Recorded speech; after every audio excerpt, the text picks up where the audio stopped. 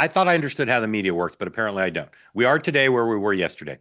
The president continues to overstate the case. The people around him, like the Secretary of State and his spokesperson and the Secretary of Defense, pretend attitudinally and stylistically and tonally that they're agreeing with the president, but they're not actually going as far as the president in most cases in qualifying the damage done to the Iranian nuclear program. And then the media is just it's insane because Pete Hegseth is correct.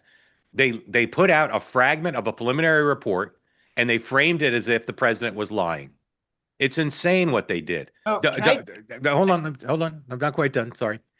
The fragment of a preliminary report by one part of the intelligence community should not have been cast, as CNN and the New York Times did, as some definitive judgment on whether it worked or not, or how effective it was. It's insane. And it opens the door to like the Secretary of Defense and the president have the debate about fake news. Here's the president, 105, and this will dominate the briefing today. The press should stop. The fake news CNN is so disgusting and incompetent, dumbest anchors in the business. And then here's Pete Hegseth, who spent the first 10 minutes plus of his briefing today not doing what the head of the Joint Chiefs did, which is tell incredible stories about like the guy who spent 15 years studying how to conduct this mission. Incredible American story. Instead, this is a minute of what Pete Hegseth did for 11 minutes. 109, please. What President Trump accomplished in NATO yesterday was game-changing and historic. A shift in burden sharing to European responsibility in NATO that most would have said was impossible. Hold on, this is the wrong clip. Forget it. That's a good clip, by the way. It is a good clip, but it's on a different topic. Just take my word for it. He spent the whole briefing attacking the president. Paul, stop this. Anyway, Dan, why are people in the press continuing to lie about this? And why is the president continuing to overstate it? And why are we having this national debate about nothing when our focus should be on what's going to happen next to deal with the Iranian nuclear and missile program?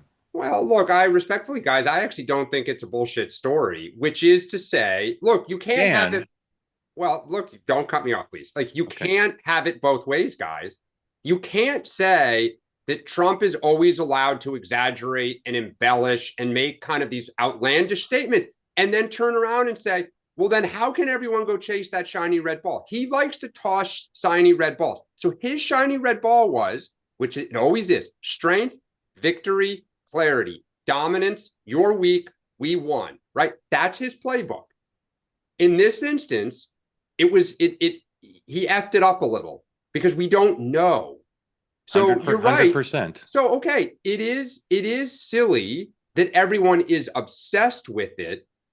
But when you live by the shiny red ball and you die by the shiny red ball a little bit. So look, I think you're right. The real question is what comes next. It's the first conversation we had. I wish people would kind of get off of it a little bit. But to say the media is wrong to focus on what the president said about a war it's not wrong. They're not wrong to focus on what the president said, but they're wrong to counter it by saying, here's a leaked sliver of a preliminary report from one part of the intelligence community done in the immediate aftermath is a counter to the president's position is crap. Well, no, but yeah, hold on a sec. It's crap. It's our own intelligence department that put the first one out. Let me ask the two of you. No. One of 13. Wait. Let me ask you both a question. Do you guys think it's possible that the Trump administration would lean on other intelligence agencies to put stuff out to counter the narrative? Of course. Sean. Enough said. Sean, not enough said. That's a different topic. No, but by the way, I'm not sure I agree with that at all. I think there's a difference between what gets pushed and what doesn't. But most of those intel agencies would never compromise like what they would never manufacture stuff. The operative word there is most. Yes. Can you be a political appointee and not play ball? So let me just go back to a couple of things. They say that something that's easy is like a walk in the park. Well, easier than a walk in the park, hit the subscribe button, be part of the two-way community, never miss an episode, be part of our conversations.